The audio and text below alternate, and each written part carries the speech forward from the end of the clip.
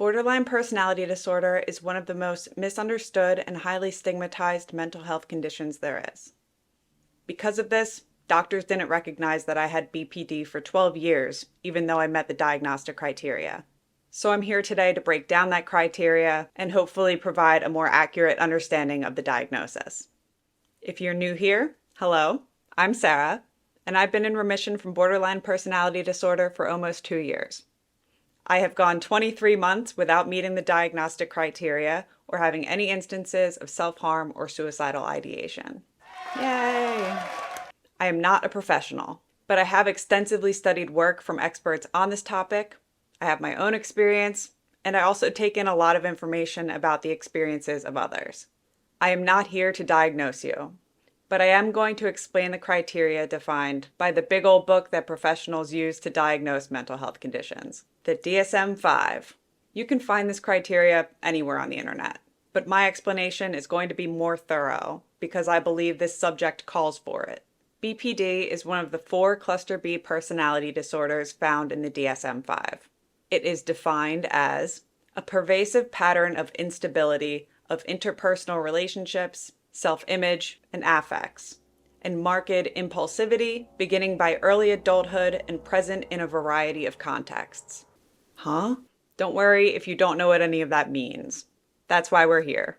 The DSM breaks down that definition into 9 symptoms, and I'm going to break down those 9 symptoms even further. First, a few important notes. BPD diagnosis is complex, so I'm going to ask you not to diagnose yourself or anyone you know. Please watch until the end of the video if the information here leads you to believe you do have BPD. Most people without BPD experience some level of at least a few of these symptoms at times. So sometimes people tend to rush to conclusions when reading them. That's why I'm going to try my best to explain some of the nuances built into these definitions. I'm going to provide the DSM symptom verbatim and then give my own explanation. There are also 3 parts of this broad DSM definition that I want to highlight. It says these symptoms make up a pervasive pattern in a variety of contexts. That means you don't just experience these for a few months while you're going through something or in a certain situation or environment. The individual symptoms may fluctuate, but overall, the instability and impulsivity associated with BPD is a continuous pattern. This pattern is also beginning by early adulthood. You can start seeing symptoms earlier, but typically an official diagnosis isn't given until you're at least 18 years old. Before then, there can be more volatility in emotion and behavior and personality, so it's better to be clear that this is a pervasive pattern beyond all of that. If someone is diagnosed before 18, symptoms must be present for at least 1 year, but diagnosing even under that circumstance isn't usually recommended. And now we arrive at the 9 specific symptoms of BPD outlined in the DSM-5. To be diagnosed, you must meet at least 5 of these symptoms. So not everyone experiences every one at all or all the time. Different individuals experience them with different levels of severity. And the intensity of symptoms can also fluctuate within an individual. Like I said, BPD is complex. And this is why overgeneralizations can be so stigmatizing and misleading. People relate differently to these symptoms, so I'm going to give some examples of different forms they can take, not just based on my own experience, but also on patterns I've seen in other people's experiences. The first symptom is frantic efforts to avoid real or imagined abandonment. Fear of abandonment is a big part of BPD. And efforts to avoid abandonment can show up in different ways, in different people, at different times. There can be an anxious response, pulling someone closer, being clingy. Maybe someone doesn't text you back in an hour, so you call them 15 times in a row until they answer. An important thing to remember with all of these symptoms is they're pretty extreme. So with this anxious response, I'm not just talking about getting a little upset or wondering what's going on. It's frantic behavior. Some people also have an avoidant response, pushing someone away or detaching. In this case, someone doesn't text you back for an hour, so you block them. It's the old, "you can't fire me, I'm quitting" attitude. You can't abandon me because I'm cutting you out of my life. Some BPD stigma comes from people who resort to lying or manipulating or even blackmailing to avoid abandonment. But there are also people who use people-pleasing and sacrifice their own needs or even enable abuse to do the same thing. There's all different forms these symptoms can take because there's all different types of people, BPD or not. Please try to remember that. And a quick note that this symptom does not include self-harm or suicidal behavior. Those will come into play later on. Symptom number 2 is a pattern of unstable and intense interpersonal relationships, characterized by alternating between extremes of idealization and devaluation. Close relationships for people with BPD are often very intense or passionate to start. You're instantly in love, or you become best friends right away. There's a very strong attachment early on. But then small things can suddenly trigger huge fights, blowouts, making you totally turn on that person and maybe cutting them off completely. Idealization and devaluation is also known as splitting. It's going between extreme views of a person. Quickly. There's a lot of black and white thinking in BPD. With splitting, it's not, I love you and I think you're great, but you did this thing that hurt me and I'm very upset now, even angry. It's, I love you and think you're the best, but you did something that I didn't really like, and now I hate you and think you're the worst. This doesn't always have to be in romantic relationships. It can be in friendships, family members, coworkers. It depends. Splitting doesn't necessarily require that someone's actually done something wrong to you.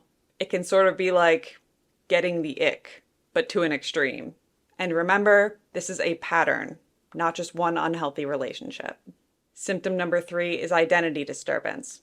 Markedly and persistently unstable self-image or sense of self. People with BPD can lack a true sense of self. So some tend to change their identities frequently. This can be more superficial, like changing your hair or appearance often. Or they may have bigger changes in their goals or careers or other major life decisions. It's not like soul searching, where we try different things and see how we feel about them and gain a better understanding of ourselves. It's closer to just trying on different identities like their outfits and hoping one will fit. A lot of people with BPD describe themselves as chameleons or shapeshifters. They change their identities based on the people they're around or the situations they're in. Or they adopt other people's identities completely. I never really changed my identity much like that, but I often didn't feel like I had one at all. Instead of trying to make one up, I just focused more on other people. I have always had a fair amount of interests and hobbies connected to my core self, but that seems uncommon with people with BPD. I can see now that my core self was always there somewhere, but I felt very disconnected from it. Again, we're all different. This stuff shows up differently in everyone. And once again, I want to highlight that this is markedly and persistently. It's significant and it's continuous. This is not just feeling lost temporarily or having a midlife crisis. It's a full life crisis. Before recovery, at least. There's a lot of symptoms. I'm going to start dissociating before I even get to explaining that one. Symptom number 4 is impulsive behavior in at least 2 areas that are potentially self-damaging. The DSM gives the examples of spending, sex, substance abuse, reckless driving, and binge eating. But there are plenty of options. Impulsivity is a big aspect of BPD in general. These self-damaging behaviors can be used as escapes from our emotions or to try to fill the void. Some can be adapted into identities, or they may serve as their own form of self-sabotage and self-harm. Which brings us to number 5, recurrent suicidal behavior, gestures or threats, or self-mutilating behavior, self-harm. Contrary to popular belief, these behaviors are not always manipulative. If that's how someone was taught to get their needs met, it can be related to the frantic efforts to avoid abandonment. But people with BPD experience incredibly intense emotions and overwhelming psychological pain. Many times these behaviors are a communication or expression of that pain, or an attempt to escape it. It's not helpful and needs to be worked through, but honestly, if you feel those emotions, it is very understandable. And I'm about to cry thinking about all the people that deal with this and are dealing with this right now at this moment. It's so sad. It's really so sad. And I want to help people so badly because what a nightmare.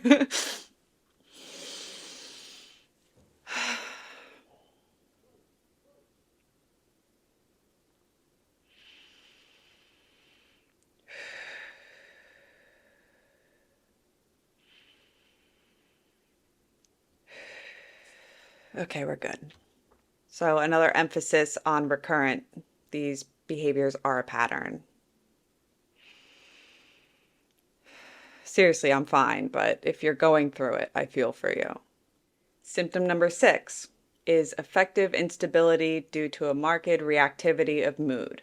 For example, intense episodic dysphoria, irritability, or anxiety, usually lasting a few hours and rarely more than a few days. This is essentially intense mood swings. People usually associate mood swings like this to bipolar disorder, and borderline is often misdiagnosed as such because they do have similarities, but there are some significant differences. Side note, the correct abbreviation for bipolar disorder is BD. Please don't call it BPD, that just adds to the confusion. Unlike in bipolar disorder, which is a mood disorder rather than a personality disorder, borderline mood swings happen in response to something external, a trigger, and your mood can change instantly. That was a really good snap. Oof! Instantly. The length of these episodes is also different. Bipolar disorder does have intense shifts from depression to mania or hypomania, but these last much longer, often weeks or months, where borderline mood shifts can occur for minutes, hours, sometimes a couple of days at most.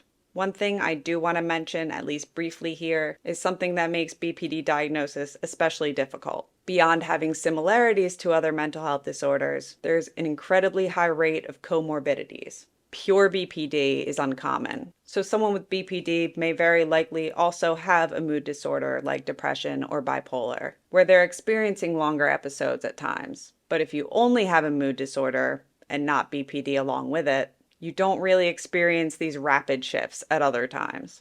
The examples the DSM gives are only negative emotions, but they can be positive too. You can feel a full range of emotions intensely. Here's how it may look.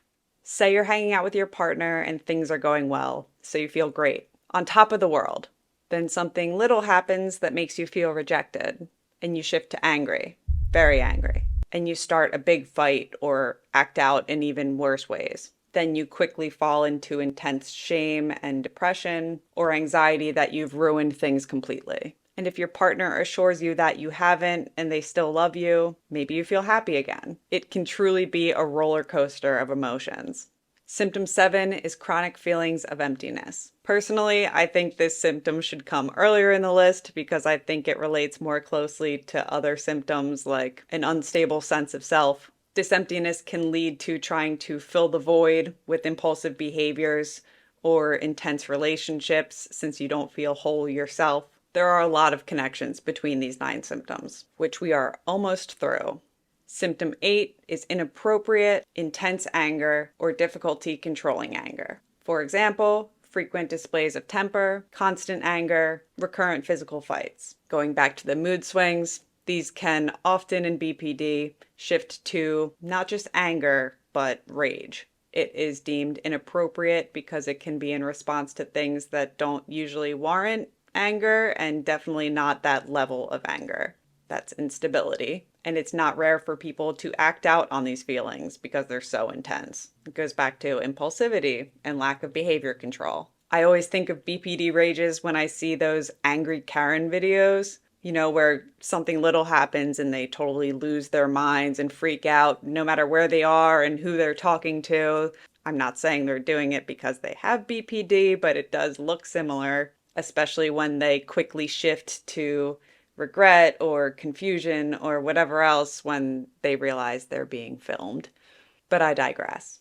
Anger is not something I usually experience anymore, certainly not to that level. But I did used to experience these rages.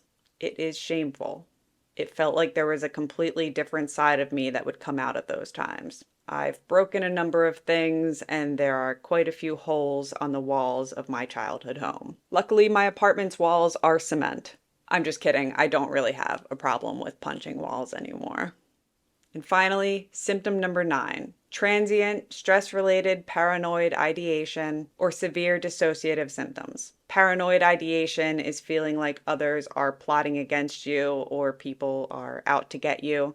Dissociation is mentally separating from physical or emotional experiences. Some people kind of black out I've seen a lot of people describe feeling detached from their bodies and just witnessing themselves like an out-of-body experience. So whatever's happening doesn't seem like it's really happening to them. For me, it's more like my emotions just get overloaded and then I go numb and my brain kind of goes offline. I don't black out or lose awareness, but I'll intensely zone out and my brain just stops processing things as normal. My racing thoughts come to a pause. I still mildly dissociate in very stressful situations, but not to the extent that I used to. I know a lot of self-soothing techniques and ways to calm myself down, but honestly, I think this is a pretty brilliant defense mechanism on my brain's part. It kind of takes over and calms me down for me for a little bit at least, and that's an important thing to note. These symptoms aren't like schizophrenia or a real dissociative disorder. They only happen in response to stress or trauma, and they happen for only a very short period of time. Transient. We made it, guys. That is the full diagnostic criteria for BPD as defined in the DSM-5. Please note that there is no diagnostic requirement for the factors that caused these patterns to originally form. That's a big reason I was misdiagnosed, but we'll talk about that at another time. There's a lot more to BPD than the DSM-5 covers, which is why I'm going to have many more videos on the subject. If you don't already have a diagnosis and you feel like you fit this criteria, please refer to a professional to discuss it further instead of diagnosing yourself. And check out my next BPD video where I'm going to provide advice for people who have been diagnosed with BPD or think they might have it. Please subscribe so you don't miss out on that or any of my other content. I put a lot of work into these videos, so I really hope you guys are finding them helpful. The positive feedback I've already gotten is so heartwarming and validating. I really appreciate the support, and I love you all. I hope to see you in the next one. Peace.